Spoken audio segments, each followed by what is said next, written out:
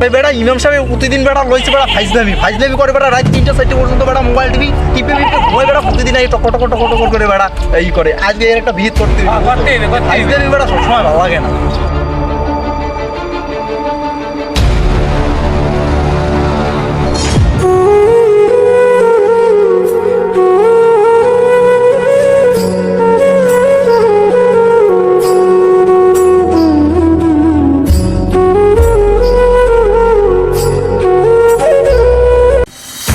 আজান দিছে, চলো বাবা নামাজ পড়তে চলো।